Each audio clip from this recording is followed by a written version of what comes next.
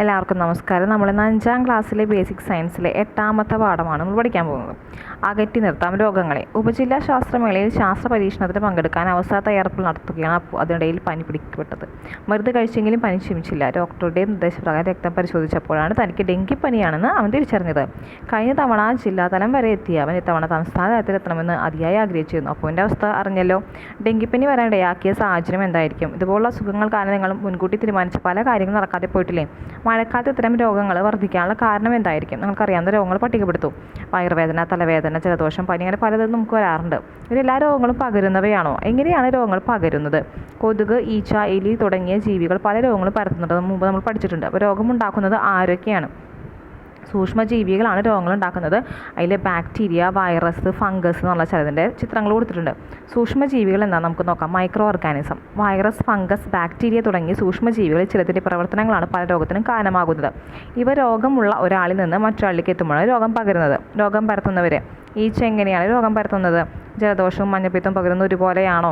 Chicken ഗുനിയ, ഡെങ്കിപ്പനി, month, വയറിളക്കം എന്നിവ പരത്തുന്നത് ഒരേ ജീവിയാണോ? രോഗത്തിന് കാരണമായ സൂക്ഷ്മജീവികൾ ഒരാളിൽ നിന്ന് മറ്റൊരാളിലേക്ക് എത്തുന്നത് എങ്ങനെയല്ല? വെള്ളത്തിലൂടെ, ഭക്ഷണത്തിലൂടെ, വായുവിലൂടെ, ജീവികൾ വഴി. അപ്പോൾ ഒരാളിൽ നിന്ന് മറ്റൊരാളിലേക്ക് പകരുന്ന രോഗങ്ങളാണ് പകർച്ചവ്യാധികൾ എന്ന് പറയുന്നത്. ജലദോഷം, ചെങ്കണ്ണ്, കോളറ, ടൈഫോയിഡ്, ചിക്കൻ ഗുനിയ, ഡെങ്കിപ്പനി, മന്ത്, മഞ്ഞപ്പിത്തം, എലിപ്പനി തുടങ്ങിയ നമ്മുടെ നാട്ടിൽ കണ്ടുവരുന്ന പകർച്ചവ്യാധികളാണ്. പകർച്ചവ്യാധികൾക്ക് ഉദാഹരണം എന്ന് പറയുമ്പോൾ ജലദോഷമുണ്ട്, ചെങ്കണ്ണ്, കോളറ, ടൈഫോയിഡ്, ചിക്കൻ ഗുനിയ, ഡെങ്കിപ്പനി, മന്ത്, മഞ്ഞപ്പിത്തം, എലിപ്പനി തുടങ്ങിയൊക്കെ മന്ത് ചിലപ്പോൾ നമ്മൾ തോന്നും വ്യാധി അല്ലാന്ന്. പകർച്ചവ്യാധികൾ മന്ത്, മഞ്ഞപ്പിത്തം എന്നൊക്കെ. അതുപോലെ ഇത് പകരുന്ന രീതി നമുക്ക് നോക്കാം. വായുവിലൂടെ പകരുന്ന രോഗങ്ങൾ, അതിൽ ജലദോഷം, ചിക്കൻ പോക്സ്, മീസിൽസ്, അതുപോലെ ക്ഷയം. വായുവിലൂടെ പകരുന്നത് ജലദോഷം, ചിക്കൻ പോക്സ്, മീസിൽസ്, ക്ഷയം, ഇതൊക്കെ വായുവിലൂടെ പരക്കുന്ന രോഗങ്ങളാണ്. വെള്ളം, ആഹാരം എന്നിവയിലൂടെ എലിപ്പനി, ടൈഫോയിഡ്, കോളറ, മഞ്ഞപ്പിത്തം. എലിപ്പനി വെള്ളത്തിലൂടെ, ടൈഫോയിഡ് വെള്ളത്തിലൂടെ, കോളറ വെള്ളത്തിലൂടെ, മഞ്ഞപ്പിത്തം വെള്ളത്തിലൂടെ, ആഹാരത്തിലൂടെ. ഈച്ച പരത്തുന്നത് കോളറ, വയറിളക്കം. കോളറ ഈച്ച പരത്തുന്നതാണ്. അതുപോലെ വയറിളക്കമൊക്കെ ഈച്ച വഴി വരുന്നതാണ്. കൊതുക് മുഖേന ഉണ്ടാകുന്ന മന്ത്, മലമ്പനി, ഡെങ്കിപ്പനി, ചിക്കൻ ഗുനിയ എന്നിവയാണ് കൊതുക് മുഖേന. സമ്പർക്കം മുഖേന ചെങ്കണ്ണ്, കുഷ്ഠം. വിവിധ രോഗങ്ങൾ പരത്തുന്ന രീതികളാണ് മനസ്സിലായത്. അപ്പോൾ അതിന് ഡെങ്കിപ്പനി പിടിപ്പെട്ടത് ഇതിൽ ഏത് മാർഗ്ഗത്തിലൂടെയാണ്? ഇതിൽ പോകുന്നൊരു കൊതുകിൻ്റെ കടിമൂലമല്ലേ ഈ ആഗ്രഹങ്ങളൊക്കെ തകർന്നു പോയത്. അപ്പോൾ കൊതുകിനെ തടയാൻ നമ്മൾ എന്തൊക്കെ വേണം? കൊതുകിനെ നശിപ്പിക്കാൻ എന്തെല്ലാം രോഗങ്ങൾ പരത്തുന്ന നമുക്ക് തടയാൻ പറ്റും. അപ്പോൾ കൊതുകുകൾ എവിടെയൊക്കെയാണ് മുട്ടയിട്ട് പെരുകുന്നത്? കൊതുകുകൾക്ക് മുട്ടയിട്ട് പെരുകാൻ അനുകൂലമായ എന്തെല്ലാം സാഹചര്യങ്ങൾ നമ്മൾ പ്രദേശത്തുണ്ട്? നമ്മുടെ വീടിന് പരിസരത്തിലും കൊതുകുകൾക്ക് വളരാൻ സഹായകമായ സാഹചര്യങ്ങൾ നാം തന്നെ സൃഷ്ടിക്കുന്നില്ലേ? ചിത്രങ്ങൾ പരിശോധിച്ച് കൊതുക് വരുന്ന സാഹചര്യങ്ങൾ എഴുതി നോക്കൂ. വലയില്ലാത്തതിനാൽ കക്കൂസ് ടാങ്കിൻ്റെ എയർ പൈപ്പിലൂടെ കൊതുകുകൾ ടാങ്കിൽ മുട്ടയിട്ട് പെരുകുന്നു. ചുറ്റുപാടുകൾ വൃത്തിഹീനമായും കാട് മൂടിയും കിടക്കുന്നു. അതുപോലെ തന്നെ വെള്ളം കെട്ടിക്കിടക്കുക, ചിരട്ടയിലും വെള്ളം, അതുപോലെ തന്നെ ചെടിച്ചട്ടിയിൽ വെള്ളം, പല സ്ഥലങ്ങളിലൊക്കെ വെള്ളം കെട്ടി നിൽക്കുമ്പോൾ ഇതുപോലെ തന്നെ കൊതുകിന് മുട്ടയിടാനുള്ള സാഹചര്യം കൊടുക്കും. അപ്പോൾ കൊതുക് പെരുകുന്ന സാഹചര്യം മനസ്സിലായല്ലോ. തടയാൻ നിങ്ങളുടെ വീട്ടിലും പരിസരത്തും പിന്നീട് എന്തൊക്കെയാണ് നമ്മൾ ചെയ്യേണ്ടത്? ശാസ്ത്രപുസ്തകത്തിൽ എഴുതും. കൊതുകുകൾ എന്ന സാഹചര്യം നമ്മുടെ വീട്ടു പരിസരങ്ങളിൽ മാത്രം ഇല്ലാതാക്കിയാൽ മതിയോ? ഇനി ഡ്രൈ ഡേ ആചരണം, ഡ്രൈ ഡേ ഒബ്സർവേഴ്സ്. അപ്പോൾ കൊതുകിൻ്റെ മുട്ട വിരിയുന്നത് 8 ദിവസം കൊണ്ടാണ്. കൊതുക് മുട്ടയിടാൻ സാധ്യതയുള്ള ചിരട്ട, കളിപ്പാട്ടങ്ങൾ, പ്ലാസ്റ്റിക് പാത്രങ്ങൾ, മുട്ടത്തോട് തുടങ്ങിയവയും ചെടിച്ചട്ടിയിലെ പാത്രം, ടെറസ് തുടങ്ങിയ സ്ഥലങ്ങളിലും കെട്ടിക്കിടക്കുന്ന ജലം ആഴ്ചയിൽ ഒരിക്കലും ഒഴിവാക്കുന്നതാണ് ഡ്രൈ ഡേ ആചരണം എന്ന് നിങ്ങൾ പഠിച്ചിട്ടുണ്ടല്ലോ. ഈ പ്രദേശത്തെ ആളുകൾ ഒന്നിച്ച് ഒരേ ദിവസം ഈ പ്രവർത്തനം ചെയ്താൽ ഇത് കൂടുതൽ ഫലപ്രദമാവും. പാർപ്പിടങ്ങളുള്ള ചുറ്റുമുള്ള എല്ലാ പാഴ്ചെടികളും വൃത്തിയാക്കുക, ഓടകൾ ശുചിയാക്കുക എന്നിവയും കൊതുകുകളെ പ്രതിരോധിക്കാനുള്ള മാർഗ്ഗങ്ങളാണ്. ഇവയ്ക്ക് പുറമേ കൊതുകടിയിൽ നിന്ന് രക്ഷപ്പെടാനുള്ള ചില തന്ത്രങ്ങൾ നമുക്ക് വീട് പരിസരങ്ങളിൽ ഉപയോഗിക്കാറുണ്ട്. എന്തൊക്കെയാണ്? കൊതുക് വല, പുകയിടുക, കൂടി പുകയ്ക്കുക, പിന്നെ മോസ്കിറ്റോ ബാറ്റ്, ഇതൊക്കെ നമ്മൾ കൊതുകിൻ്റെ ഇത് കുറയ്ക്കാൻ വേണ്ടി നമുക്ക് രോഗം പകരാതിരിക്കാൻ എന്തൊക്കെ ചെയ്യാം? കൊതുക് മുഖേന പകരുന്ന രോഗങ്ങൾ എടുക്കാവുന്ന മുൻകരുതൽ നാം വിശദമായി ചർച്ച ചെയ്തിട്ടുണ്ടല്ലോ. മറ്റു രീതിയിൽ പകരുന്ന രോഗങ്ങൾക്കെതിരെ നമുക്ക് എന്തെല്ലാം മുൻകരുതൽ നടക്കാനാവും? ചിത്രസൂചനകൾ ഉപയോഗപ്പെടുത്തി പട്ടിക പൂർത്തിയാക്കും. അപ്പോൾ നഖത്തിലഴുക്കുക, കണ്ടില്ലേ എന്തൊക്കെ വൃത്തികേടുകളാണ് നമ്മൾ ചെയ്തുകൊണ്ട് നമ്മൾ ഈ രോഗങ്ങൾ തന്നെ വരുത്തിക്കൊണ്ടിരിക്കുകയാണ്. ഇപ്പോൾ രോഗം പകരുന്ന രീതികൾ കൊതുക് മുഖേന അതിൻ്റെ എടുക്കാവുന്ന മുൻകരുതലും അതിൽ ജലം കെട്ടിക്കിടക്കുന്ന സാഹചര്യങ്ങൾ ഇല്ലാതാക്കുക.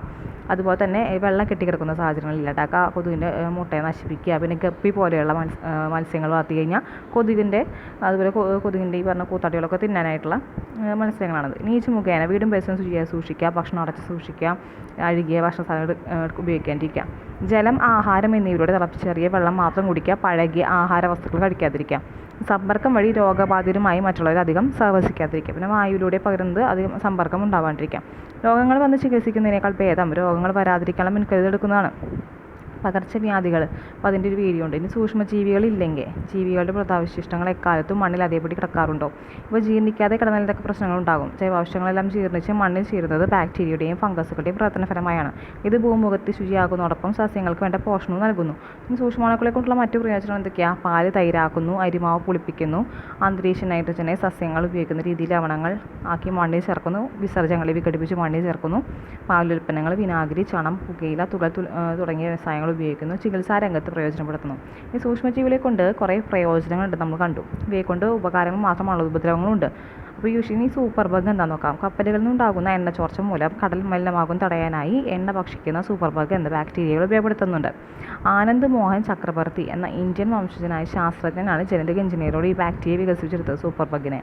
ഉപദ്രവകാരികളായ സൂക്ഷ്മജീവികളാണല്ലോ നമുക്ക് രോഗങ്ങൾ പരത്തുന്നത്. ഇവയെ നമുക്ക് പ്രതിരോധിച്ചുകൂടെ? ഒട്ടേറെ രോഗങ്ങളെ ചെറുത്ത് നിൽക്കാനുള്ള കഴിവ് സ്വാഭാവികം നമ്മുടെ ശരീരത്തിലുണ്ട്. ഈ കഴിവ് എല്ലാ വ്യക്തികളും ഒരുപോലെയല്ല. ഒരേ ചുറ്റുപാടിൽ ജീവിക്കുന്ന എല്ലാവർക്കും ഒരുപോലെ രോഗങ്ങൾ ബാധിക്കാത്ത കൊണ്ടാണ്. രോഗാണുക്കളെ ചെറുക്കുന്നത് നമ്മുടെ ശരീരം പരാജയപ്പെടുമ്പോഴാണ് നമ്മൾ രോഗത്തിന് കീഴ്പ്പെടുന്നത്. കൃത്രിമ പ്രതിരോധ ശേഷിയാണ്. അപ്പോൾ മുത്തശ്ശി ഇന്ന് സ്കൂളിൽ കുത്തിവയ്പ്പിട്ടല്ലേ, എനിക്ക് പേടിയാകുന്നു. പേടിക്കേണ്ട മോനെ, രോഗങ്ങൾ വരാതിരിക്കാനല്ല കുത്തിവയ്ക്കുന്നത്. മോനെ അറിയാമോ, എൻ്റെ കുട്ടിക്കാലത്ത് വസൂരി പിടിപെട്ട് പല പ്രദേശങ്ങളിലും ആളുകൾ കൂട്ടത്തോടെ മരണപ്പെട്ടിട്ടുണ്ട്. അത്തരം രോഗങ്ങളെ നിയന്ത്രിക്കാനാണ് കുത്തിവയ്പ്പിലൂടെയാണ്. കുത്തിവയ്പ്പുകൾ നിങ്ങളും പേടിക്കാറുണ്ടോ? എന്തിനാണ് നാം പ്രതിരോധ കുത്തിവയ്പ്പുകൾ എടുക്കുന്നത്? ഇത് രോഗം വരാതെ നമ്മെ സംരക്ഷിക്കുന്നത് എങ്ങനെയാണ് അറിയാൻ നിങ്ങൾക്ക് താല്പര്യമില്ല? പ്രതിരോധ കുത്തിവയ്പ്പ്, വാക്സിനേഷൻസ്. രോഗങ്ങളെ പ്രതിരോധിക്കാൻ ശരീരത്തിന് കൃത്രിമമായി കഴിവ് നേടിക്കൊടുക്കുന്ന രീതി ഇത് സർവ്വസാധാരണമാണ്. ഇതിനായി പ്രതിരോധ കുത്തിവയ്പ്പുകൾ ഉപയോഗിച്ചു വരുന്നു. വിവിധ രോഗസാധ്യതകൾ ഒഴിവാക്കാൻ ആരോഗ്യവകുപ്പ് നടത്തുന്ന പ്രതിരോധ കുത്തിവയ്പ്പുകളുടെ പട്ടിക ആശുപത്രിയിൽ ലഭ്യമാണ്. ഈ പട്ടിക പരിശോധിച്ച് ഏതെല്ലാം കുത്തിവയ്പ്പുകൾ നിങ്ങൾക്ക് യഥാക്രമം ലഭിച്ചിട്ടുണ്ടെന്ന് രക്ഷിതാക്കളോട് അന്വേഷിച്ച് രേഖപ്പെടുത്തും. കുത്തിവയ്പ്പുകൾ വഴി രോഗങ്ങളിൽ നിന്നുള്ള സംരക്ഷണം നിങ്ങളുടെ കുഞ്ഞനിയന്മാർക്കും അനിയത്തിമാർക്കും വേണ്ടേ?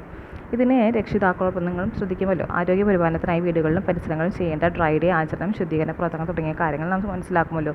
ഇവയ്ക്കെല്ലാം പുറമെ സ്വന്തം ശരീരങ്ങളെ രോഗങ്ങളിൽ നിന്ന് സംരക്ഷിക്കാൻ വ്യക്തിഗതമായ ചില കാര്യങ്ങൾ കൂടി ചെയ്യണം. അത് പറയുന്നത് ശ്രദ്ധിക്കുക. എന്തൊക്കെയാണ് കാര്യങ്ങൾ? ശുദ്ധീകരണം. ഭക്ഷണത്തിന് മുമ്പും പിമ്പും കൈ കഴുകണം. ആഴ്ചയിൽ ഒരിക്കൽ നഖം മുറിക്കണം. അടുക്കളയിൽ ഭക്ഷണ പദാർത്ഥങ്ങൾ മൂടി വയ്ക്കാൻ അമ്മയെ സഹായിക്കാറുണ്ട്. രാത്രി പല്ല് തേച്ച ശേഷമായി ഉറങ്ങാറുള്ളൂ. അഴുക്കുള്ള വസ്ത്രങ്ങൾ ഞാൻ ധരിക്കാറില്ല. വഴിവക്കൽ തുറന്നു വെച്ചിരിക്കുന്ന പലഹാരങ്ങൾ കഴിക്കാറില്ല. ടോയ്ലറ്റിൽ പോയ ശേഷം ഞാൻ സോപ്പ് ഉപയോഗിച്ച് കൈ കഴുകാറുണ്ട്. പഴങ്ങൾ കഴുകാതെ ഞാൻ ഒരിക്കലും കഴിക്കാറില്ല. ഇത്രയും കാര്യങ്ങൾ ശ്രദ്ധിക്കണം. നിങ്ങൾ ഇനിയും എന്തെല്ലാം കാര്യങ്ങൾ കൂട്ടിച്ചേർക്കാനുണ്ട് അവ കൂടി ഉൾപ്പെടുത്തി വ്യക്തിശുചിത്വവുമായി ബന്ധപ്പെട്ട വർത്തിക്കേണ്ട ശീലങ്ങളുടെ പട്ടിക തയ്യാറാക്കി ശാസ്ത്രപുസ്തകത്തിൽ എഴുതും. ഇനി സാമൂഹിക ശുദ്ധം. വ്യക്തിശുദ്ധിയും പാലിക്കാൻ നാം ഓരോരുത്തരും ശ്രദ്ധാലുക്കളാണ്. എന്നാൽ സാമൂഹിക ശുദ്ധം കാര്യങ്ങളിൽ നാം ശ്രദ്ധ പുലർത്താറുണ്ടോ? സ്വന്തം വീട്ടിലെ മാലിന്യങ്ങൾ പൊതുനിരത്തുകളിലേക്ക് വലിച്ചെറിയുന്നത് നമ്മുടെ നാട്ടിലില്ലേ? മാംസാവശിഷ്ടങ്ങൾക്കും മറ്റു മാലിന്യങ്ങൾ ജലാശയങ്ങളും പൊതുസ്ഥലങ്ങളിലും തള്ളുന്നത് ശരിയാണോ? ഒട്ടേറെ രോഗങ്ങൾ പടരാൻ ഇടവരുത്തുന്ന ഇത്തരം പ്രവർത്തനങ്ങൾ നമ്മുടെ നാട്ടിലുണ്ടായിക്കൂടാ. വ്യക്തിത്വ ശുദ്ധിനും സാമൂഹിക ശുദ്ധിനും കൂടി ഉറപ്പുവരുത്തുക. ആരോഗ്യമുള്ള ജനതയ്ക്കായി നമുക്ക് ഒരുമിച്ച് പ്രവർത്തിക്കാം. ഇത്രയും കാര്യങ്ങളാണ് ഈ പാഠത്തുള്ളത്. അപ്പോൾ ഒന്നും കൂടിയും നിങ്ങൾക്ക് പോസ്റ്റ് ചെയ്ത് ഒന്നും കൂടി വായിക്കാവുന്നതാണ്. Thank you.